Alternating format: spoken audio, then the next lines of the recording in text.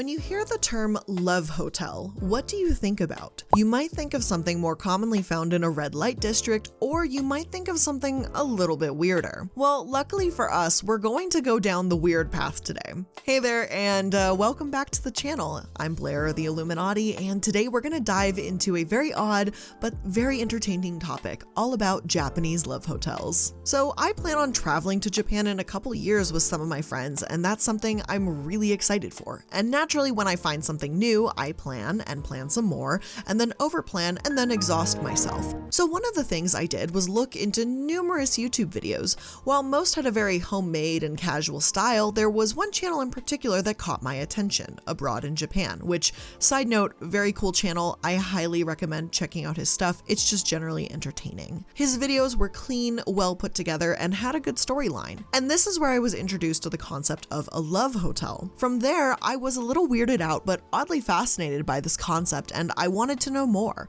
So I dug around through other channels trying to find videos, footage, and info, even going to channels like Exploring with Josh, which is another great channel by the way, and watching videos about abandoned love hotels. I would literally watch anything with love hotel in the title. So finally, the time has arrived for me to spread my wings and dive into the history of why love hotels even became a thing in Japan. I'm so incredibly hooked and sunk into this weird but cool concept for a hotel, and I do low-key envision myself making a love hotels videos of my own when I travel out there. I would love to spend a day just going from hotel to hotel and just seeing what I could possibly walk into. Hello, friends.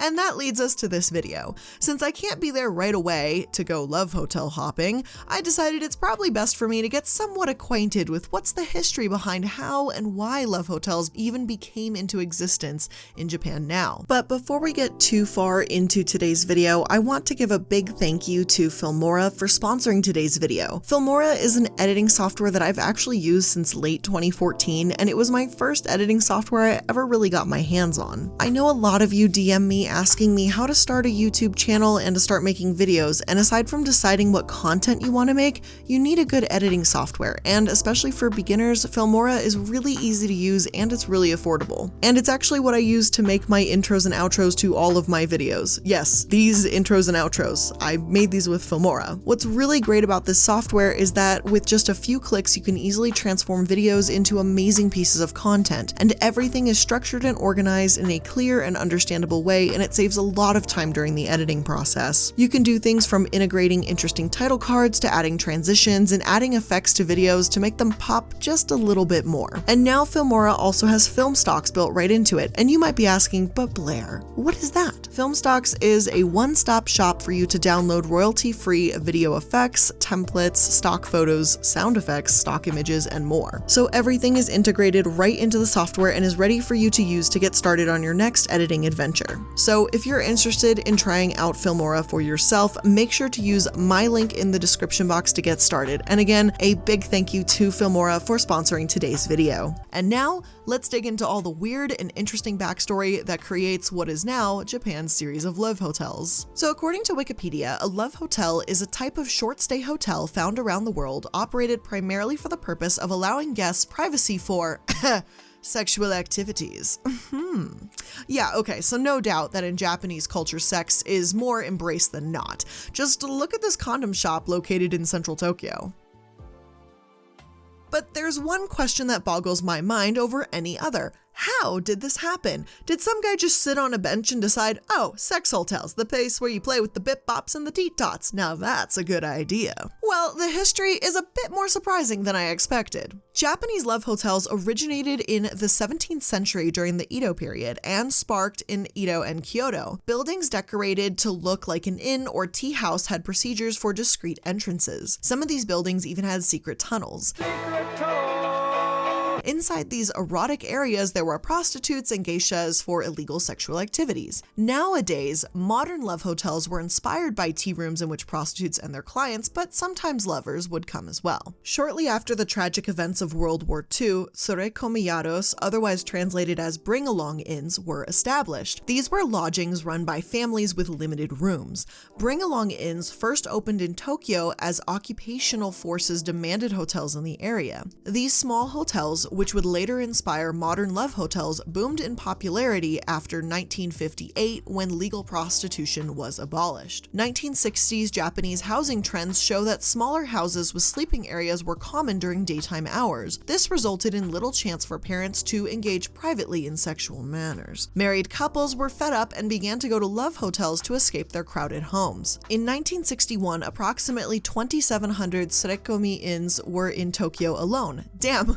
These hotels offered new and quirky attractions such as vibrating beds and swings. Not a joke. The modern name of a love hotel originated from Hotel Love, the very first hotel of this nature, which opened in Osaka in 1968. Theming is prominent in love hotels, so it's no surprise that the first castle-designed love hotel, the Meguro Emperor, opened in 1973. Now, what is surprising is that the Meguro Emperor earned an average of 40 million yen monthly. Additionally, in the early 1980s, love hotels were beginning to shift marketing toward a female audience. A bit shocking, right? Well, a 2013 study actually showed results that couples' room choices 90% of the time were made by the women. With such a huge sway, the love hotel owners had to quickly adjust in order to keep business flowing. Shortly after, in 1984, the Business Affecting Public Morals Regulation Law ordered love hotels under jurisdiction of law enforcement. Since regulations became tight, many new hotels were being built to avoid being labeled as a love hotel. These new hotels avoided any bizarre decorations and interior designs and were very, very mild in comparison to previous love hotels. Continuing the trend in the 80s and 90s, love hotels became a symbol as a date spot. To the average Japanese citizen during this period, going to a love hotel with your partner was a standard dating practice. In 2010, the Businesses Affecting Public Morals Regulation Law was amended. A stricter set of rules and limitations made it difficult to tell the difference between regular hotels and love hotels. With love hotel companies' desires to seem unique and more fashionable than the competitors,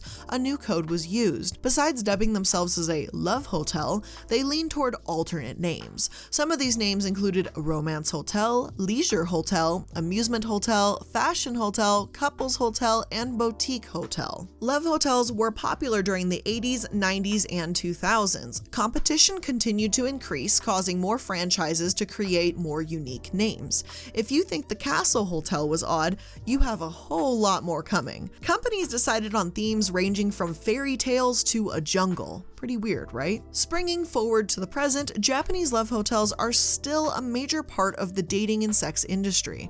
Tourists are attracted to these hotels and prefer the cheaper prices. Unfortunately for the love hotel biz, since many single people live alone, the need for staying at these establishments has decreased. With the 2020 Olympics being held soon in Tokyo, the government is wanting to convert failing love hotels into regular hotels. But what do modern love hotels offer anyway? Well, many citizens and tourists look for them for their cheap prices, unneeded reservation fee, and their interesting designs. Honestly, love hotels are Japan's version of the Western no-tell motel. Love hotels usually charge hourly rates versus nightly rates. Now, what could possibly be inside a suite? Most major inns will have a jacuzzi bath, shower, large flat-screen TV, a small kitchen, mini fridge with mini bar, microwave, kettle, and a large king-size bed. The bathroom will contain all the regular amenities, which would include shampoo, conditioner, soap, etc. Don't worry, there's always free condoms included, most commonly located in a small box next to the bed. As previously mentioned, with competition, some hotels will have different accommodations.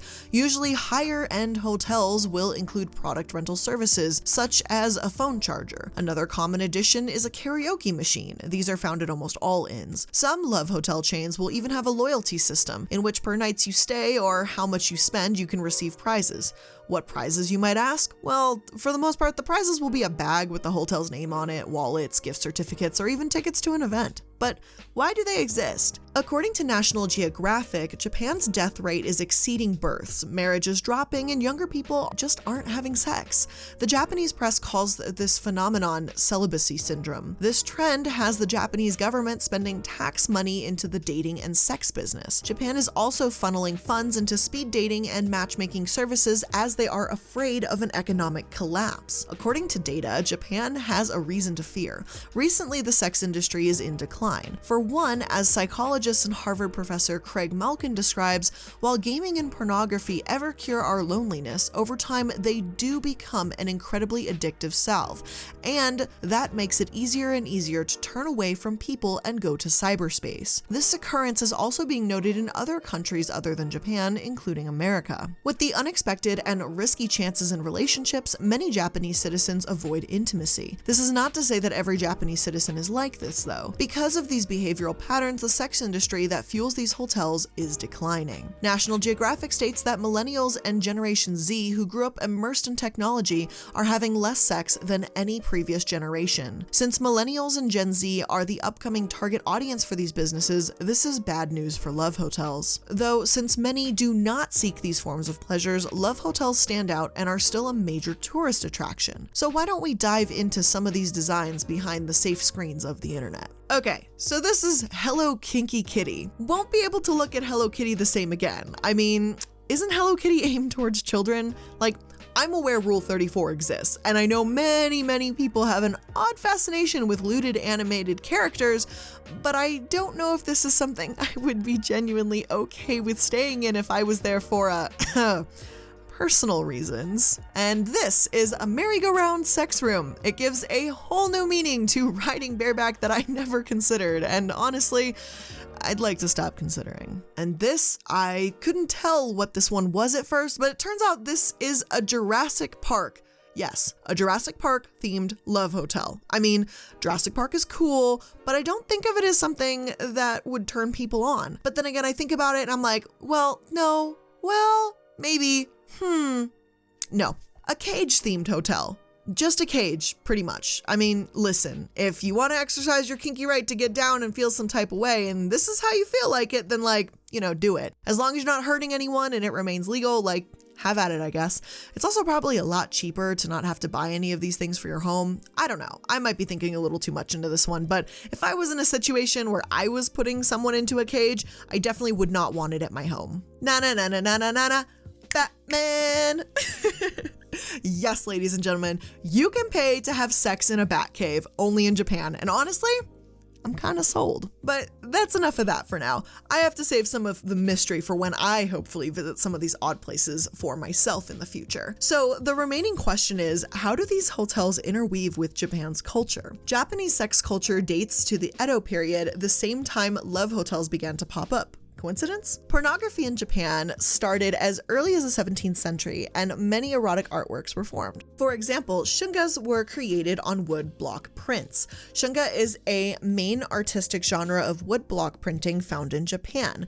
It's translated into English roughly meaning picture of spring, with spring referring to sex. These artworks were created along with the ukiyo-e artistic movement, in which they combined aesthetics of everyday life, most commonly with depictions of sexuality. Everyone loved this artwork back then, men, women, rich, poor. It is possible that the followers of this movement influenced the desire and creation of love hotels in the 17th century. Mediums more recently, such as film, manga, and anime, have also sparked more interest in the sex business. In the Japanese film industry, mainstream pornography did not appear until pink films in the 1960s. A pink film in Japan is essentially an erotic theatrical performance. The name pink comes from the feminine appeal and from the Japanese who associated pink with vaginas. Again, not making this up, but kind of makes sense. As the film industry grew, more legal forms of adult videos made their appearances slowly, with their major peak in the 1980s. Adult videos, unlike pink films, were accessible from home rather than going to a theatrical performance. With the invention of adult videos on tapes, many genres of pornography became available. As with manga and anime, the sex spectrum has only increased.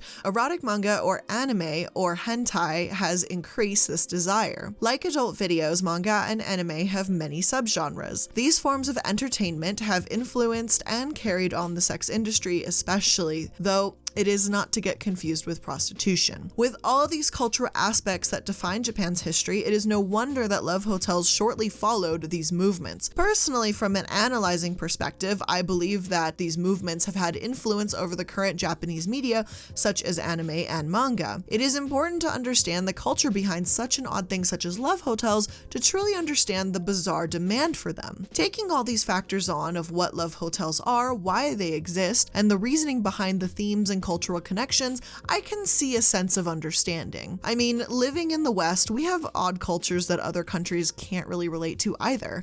Would I want to go to a love hotel? Not for its intended purposes, but I can respect Japan's culture for what they are doing there. After all, we should respect all cultures to try and better understand this wild world. Well, here we are at the end of another video. So tell me, what did you guys think about love hotels, and have you ever been to one? And which one of these love hotels that I showed you guys did you find to be the strangest? Let me know your thoughts in the comment section down below. And if you guys enjoyed this video, go ahead and do me a solid and hit that like button. If you're new to the channel, hit that subscribe button for some more content like this. And if you'd like to become a member of the channel, make sure to hit that join button below the video as well. And if you guys want even more of my content, make sure to pop open that description box where you're going to find links to all of my social medias, Twitch, second channel, Discord server, and a whole lot more. So again, guys, thank you so much for making it to another video. I love you so much, and I'll see you in the next one. Bye!